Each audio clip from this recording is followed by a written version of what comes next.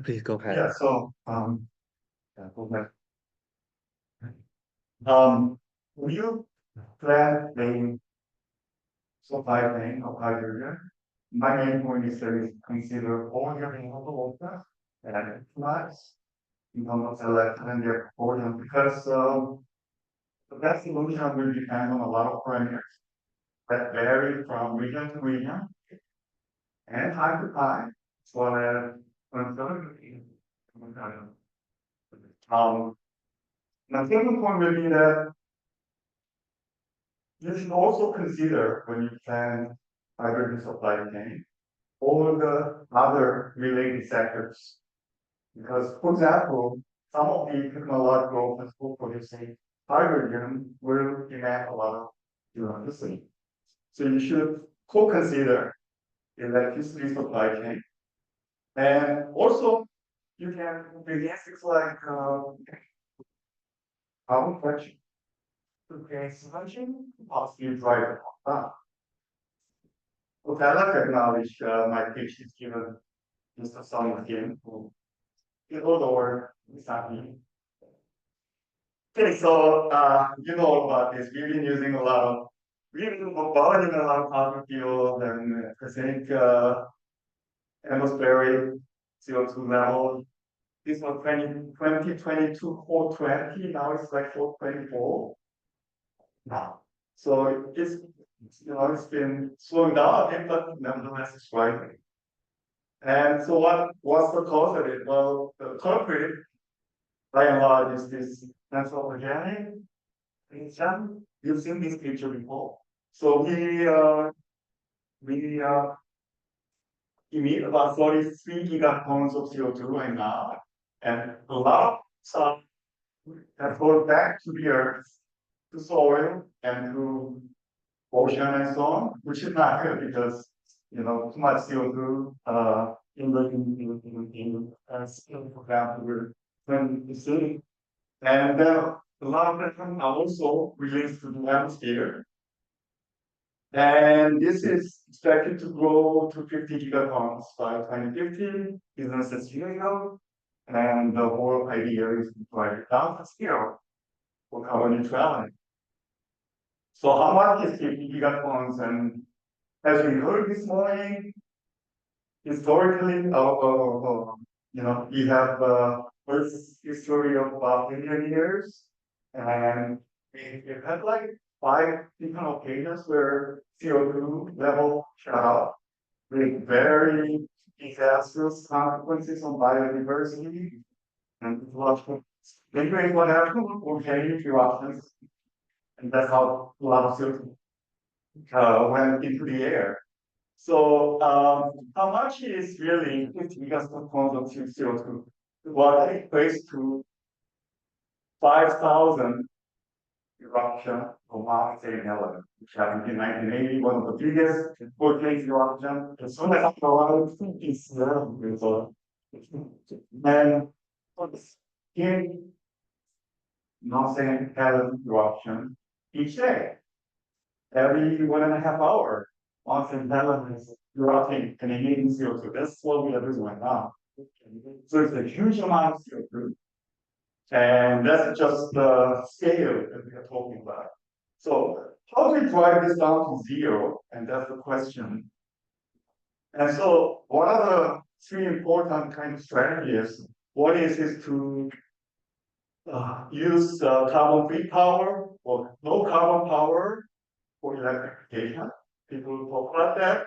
Whenever clean energy or carbon-free energy, they think about renewable. But that's not the only thing because the thing about renewable is intermittent and fluctuates. So if you want to achieve 100% carbon-free power with renewables alone, so coal too much, you're going to need huge amount of storage, which are expensive, right? So you have to think about also adding some baseline power using low carbon power, like partly nuclear, but geothermal and also natural gas. And the other thing is hydrogen. which is what we are talking about, because we need to store energy and we need to carry energy over long distance. And there are different colors of hydrogen, as you know. And finally, carbon capture and utilization and storage. And that's important because we are able to stop using fossil fuel right away, certainly. And so it's going to enable us to continue to use fossil-based fuels and feedstocks without too much CO2 emission. Okay, so these three have worked together and work together in a very systematic, open way. Now, let's hydrogen, which is what we talk about. So the demand of hydrogen right now is something like 80 megatons, and that's going to grow to 540 megatons. So that's like a significant increase by 2050. And right now, most of the hydrogen demand is by industrial units. So they are refining and chemical companies, and these demands are more or less constant throughout the year. But future growth will happen in things like transportation, heating, and so on. And they will tend to vary over the course of time. So they will have diurnal variations, they will have seasonal variations, and so on. And that's something that we need to plan the hydrogen supply in the future. Now, hydrogen, as you know, by far the most popular, several popular ways, steam methane reforming, what they call SMR. So they feed hydrogen with steam and produce gas, and then we can turn CO into hydrogen using one shift. And this is significant, which means that you need to provide heat, which typically comes from burning natural gas. Now, slight variation of that is called thermal reforming, where you are feeding oxygen, okay, to provide heat, so through partial oxidation. So you don't have to provide additional heat in this one, but you have to provide oxygen. And yeah, so you do SMR here, or you can also put this in sequence and create synergy as well. So now how do we make this clean? Because SMR or APR by itself will be greater with significant carbon emission, right? So you could do CCS and then it into blue hydrogen, right? And yeah, so the idea is that the reforming reactor, water exchange, purification, and so on. And then you would have carbon capture, compression, and some electricity, more electricity would be required because of all this compressions, purification, and so on. And ATR was similar. The only other thing is that there's more electricity demand because you need to separate work plus and provide us, right? And electricity consumption with the CCS application will increase. Now, in terms of SMR versus ATR, in terms of investment, they are not that different.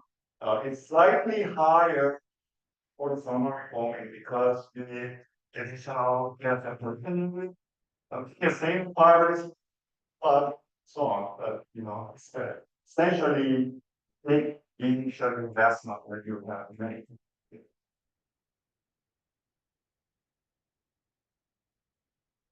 And then option 3 is, it's been talked about a lot this morning, actually, or proton exchange, membrane, electrolyzers. And that produces water through hydrogen and oxygen through its electrolysis. There are two, and that's so-called green hydrogen, and that's going to require a lot more electricity than the other options.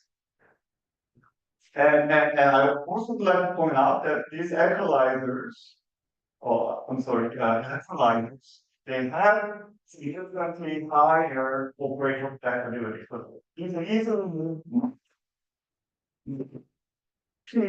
have electrolyzer can be very more flexible because it's minimum load, it's virtually, you can turn it on and turn it off without bad consequences. Electrolyte is slightly less flexible. And so if the power supply falls below this, then you have to find out the city. Okay, so comparing these different options of blue hydrogen and green hydrogen. So you have great SMR, which is just gray hydrogen. That's direct CO2 emission, and then you have, when you have CCS, that significantly decreases, but you still have some carbon emissions. And when you go to green hydrogen, more or less you have zero CO2 emissions. What about electricity requirements? On the other hand, when you go to electrolyzers, you have 50 times as high electricity demand as the green hydrogen. And in terms of operational flexibility, this turns out to be quite important that you have friction in terms of this thermal processes. This electrolysis, you have a lot more flexibility, particularly in electrolytes. And economies of scale, so as you make the scale larger, do you slow down?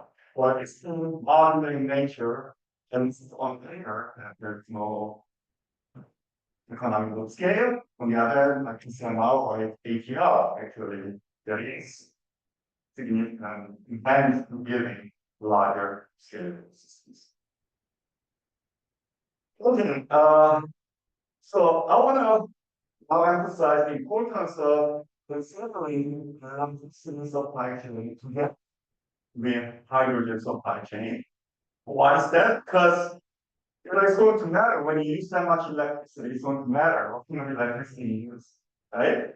So here you have gray hydrogen, blue hydrogen, green hydrogen.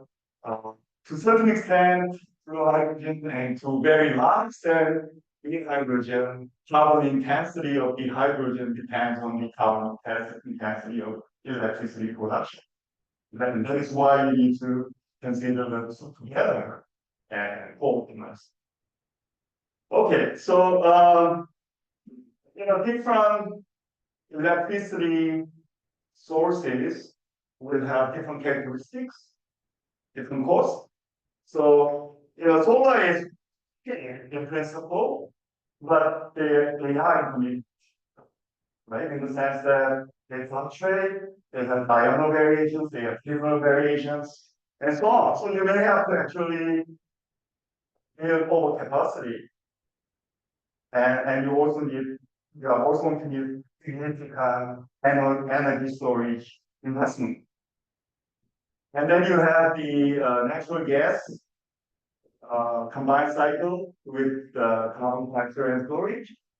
And they provide more or less constant supply. They have some flexibility, but more expensive. And then you have mainly, well, how dirty it is, well, that depends from place to place. But it should be really sort of having backup in case that you really need like a minimal energy supply. Okay, so I would say solar energy is well suited for low capex hydrogen production technologies with high electricity consumption, but you have to have operational flexibility.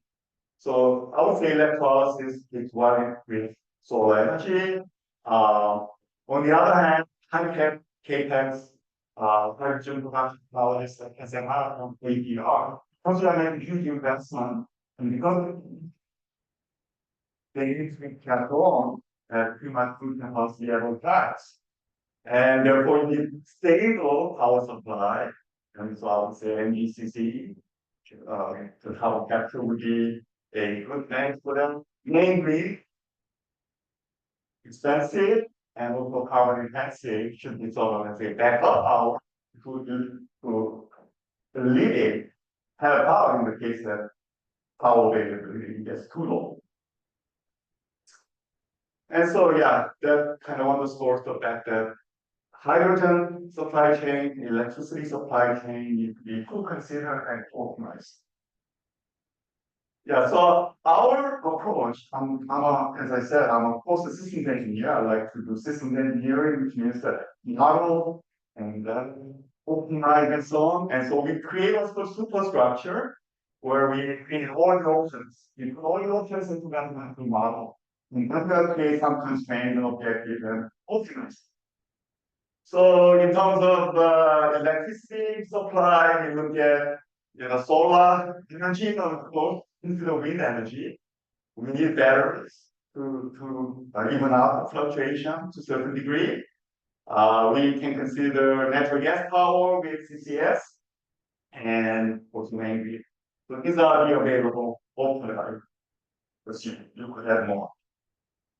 And then in terms of hydrogen production, you have two types of electrolysis that are commercialized, PEM and alkaline. More will come along, I'm sure. And you have ATR and SMR, CCS, producing growth. And then you have the production SMR, which produces with. Now, of course, you have a bunch of converters. Some uses DC current, others use AC current, and so on. And we say that we say meeting the demand in a timely manner is a constraint. So that's something that you have to satisfy in terms of supply chain. And we can have different kinds of demand scale and demand type.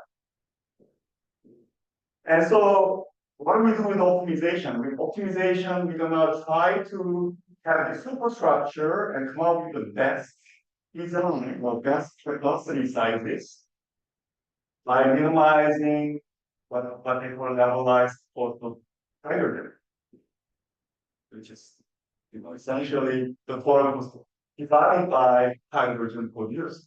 And we consider carbon emission. Of course, we need to analyze that, and so we impose some. We expect like by 2050 it'll be somewhere 200. Now that's a parameter that could change.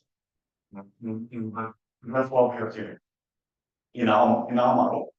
And decisions are capacity sizes. Capacity sizes, what is going to cost will depend on how you operate this capacity. Right? So you have these operation decisions that take all the fluctuations of renewable energy and demand variations and so on. We optimize the hourly operation of facility. So we optimize the capacity simultaneously with operation. And there are constraints of energy and material balance. Facility operation, like you have to set the minimum operating load and so on and so on. And of course, you have to consider uncertainties. You don't know exactly what weather pattern you're going to have, what hydrogen demand patterns we'll have, and so on. So you consider multiple scenarios. Okay, of the cells. And not only hydrogen cost, you can also evaluate the cost of electricity. And usually it's total cost of producing electricity divided by the amount produced, but that's not the right metric because a lot of this renewable energy will be curtailed, thrown away. So it's actually the electricity utilized that's going to be more valuable. Okay, now we optimize. Well, we optimize by considering both design decisions and operation decisions, and we use what's called two-stage stochastic programming. It sounds fancy, but it's not really. So the next step, you have to make these design decisions, deciding about different hydrogen facilities and whatever they have, and so on and so on. And you will considering both K-tags and O-tags. Well, so think about O-tags. Tax is going to depend on what kind of data scenario, demand, and whether what are how you respond to. And we want to assume that we can respond to these variations in the best possible way. So that's the first stage this will have scenarios. Okay. And the intention over all operation, hourly operation procedures, right? So you respond, maybe you're cost will be what's going to be bigger. Yeah, but in the seventh, so therefore we use what's called standard. This is that's just average of the outcomes of individual scenarios. So that's how we optimize. Another thing we are interested in is capacity decisions. So we're going to do a little case study here. Okay, California. Currently the demand of hydrogen is about 2 megawatt per year. They should grow in the future. And they are all produced by steam methane bombing with significant CO2 emission. 1 ton of hydrogen produced will emit something like anywhere between 8 to 14 tons of CO2. So that's pretty heavy penalty. And the states for the target, they are mostly located in the coast and capacity was anywhere between 2 million to 200. Okay, so similar case where we are not considering all these multiple technologies, multiple options, we are just picking one. So that's the case where we are considering single kind of with single electricity source. So if you look at the low electricity case, SMR gives you the lowest total production of hydrogen. And if when it was green electricity, same thing. Okay. So SMR currently, if you just use single production technology, is most economical. That's why CO2 tax of $200. That's one calculator is. And but I think the idea is that as you go from non-C electricity to green electricity, which tends to be intermittent and fluctuating, you're interested in the velocity of electrolyte, be it in near theory or theory. Okay, so what happens if we take this superstructure approach where we put all function and optimize? So the cost up by 8%, and the composition changes. So earlier, SMR was the best one with low carbon power. It's combination of steam methane reforming and electrolyzers. And in terms of energy use, you have significant addition of solar power.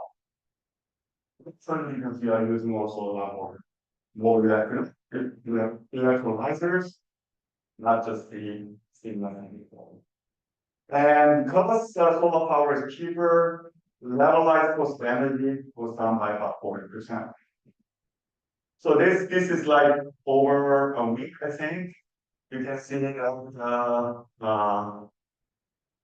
10 alkaline SMR, you see a lot of production by 10 electrolyzers, some by most things have quantity of SMR, very hydrogen, and then you have this discharge from the hydrogen release.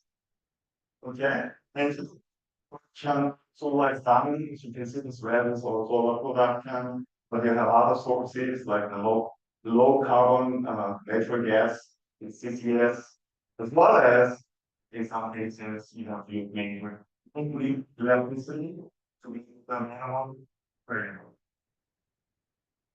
Now, you can see from this figure that pretty much the SMR will use low carbon power in DCT, and the electrolyzer will use solar power. So this capacity can be more or less matched what happens. Now, take a look at this, when we go from constant time to this kind of fluctuating variable demand, considering the future demand will also be in this variable demand setting. What happens? Well, there is no much change in the bottom line economics. You do see increase in electrolysis compared to SMR, and you do see increase in solar power.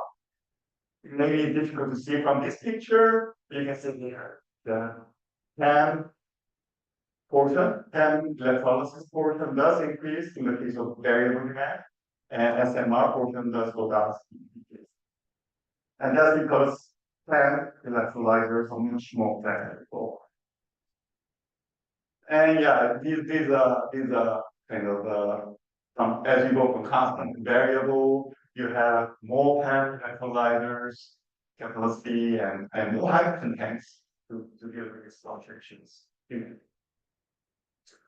Okay, power production also has to be increased, right? Because the variability will simply make it more demanding. Scale. So it's going to increase. And so with the scale mapping of which technology you're, and yes, it does. So if you look at 2 kilotons versus 200 kilotons, the scale economy of scale will determine this. So when you have a larger capacity, ATR comes out to be the best option with significantly low levelized cost of hydrogen. When it's smaller in scale, then electrolyzers are winners. And that you do see that ATR sustains very high rate of operation, electrolysis much more up and down. So, okay, so the conclusion on the first part is I'm gonna make the second part really short. Here is this co-optimization is important. That not only you consider multiple options together, but equally case dependent with one. So you need to consider hydrogen and electricity supply together. And that leads to optimization leads to important benefit for economic feasibility and lowering carbon intensity. Demand type matters and more than scale matters. Now, for the remaining 5 minutes or so, I want to talk about innovation and establishment and control, which will be immensely important in terms of establishing this net negative carbon emission system, because by the time we are done with carbon neutrality, there will be so much CO2 in the air that we may actually have to take back some. So this is only direct air capture. Essentially, in this experiment, so that sometimes functionalized, and then of course heat energy to absorb CO2. Important feature of this is extremely flexible. Okay, so the energy intensive step, the step that requires energy, is the dissolvent step, where you have to liberate ESO CO2. Dying for that, and that's relatively short. It's not near compared to making solvent step. So the operation, the step where you have to use energy is relatively short, and it's very flexible in terms of electrical.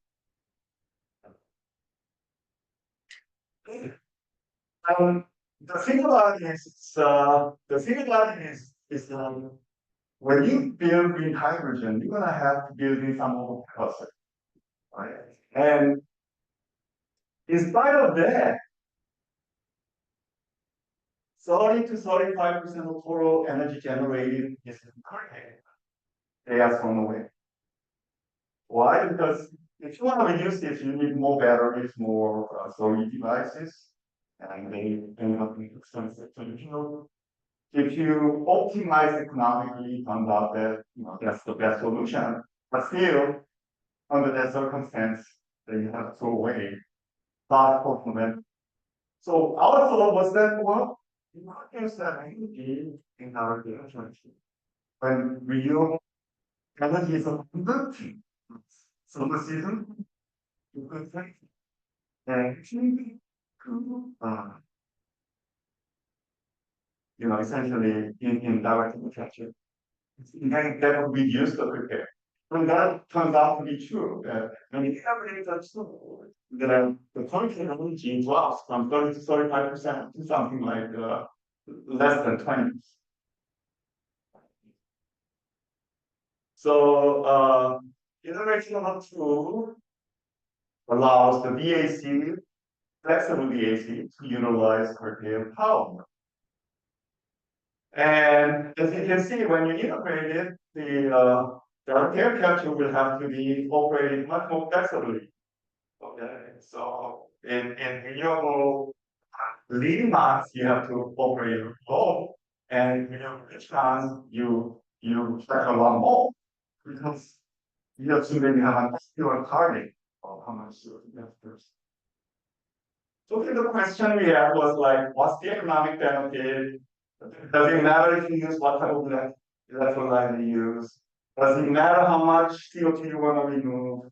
Or what's the world heat pump and so on? And we do exactly the same thing in terms of optimization. We co-optimize the EAC capacity as well as hydrogen with using two-stage together. And we see how much improvement we get if we build two facilities separately. How much would that be? Versus if we combine them together, what would be the cost? So this is the improvement. And you can see that benefit is something like 7%, slightly higher for NEL than alkaline. Where does the benefit come from? It comes from mainly from reduced investment in power sources as well as storage devices, because these two sectors are using the same source and sharing and operating flexibly. So it does go down quite a bit, in terms of investment that you need to make. But you do have to increase the capacity of direct air capture slightly to if you are operating more flexibly. Yeah, so you have increased variation in the capacity factor of DAC, right? Because you are not really doing much during this fast, right? Where you don't have a lot of renewable energy. But when you have renewable rich farms, then you have a lot of air capture because there's more electricity that you produce. But here's one interesting thing that we found is when you optimize, fuel cells actually are used mainly in the renewable rich mass. That's counter to our intuition because we think that fuel cells will be there to make up for the full of renewable energy, but that didn't turn out to be true. That it's fuel cell boosted DAC facilities capacity factor during renewable rich mass. And economic benefits, as you increase the CO2 removal target, it does increase, but the real increase has to slow down. So not good. Sensitivity analysis, if battery cost goes up, the benefit is larger. EAC, facility cost goes down, the benefit is larger. The important thing is despite this both uncertainties, it's always more than us. Final thing, the heat pumps are important. So we assume like 40% minimum load, but if you lower that, you could enhance the non-significantly. Here 10% PAC enhancement by $2 million. Okay, so the future of this part is innovation is good. That's going to lower the overall cost, reduce the investment in some power sources and storage and so on. CO2 removal rate is important. As you try to remove more, economics will improve. And one technological improvement that you could work on is improving the operational flexibility of heat pumps. And so what's the takeaway message? This is the lower related examples of potential technologies in planning, clean hydrogen investment. Why? Because the best solution really depends on a lot of things that vary from region to region, time to time, and how much uncertainties you got, and so on. And we propose a super based optimization based approach. And you can consider this scenarios of demand, solar energy intensities and so on to deal with uncertainties and provide more. Okay, so thank you very much and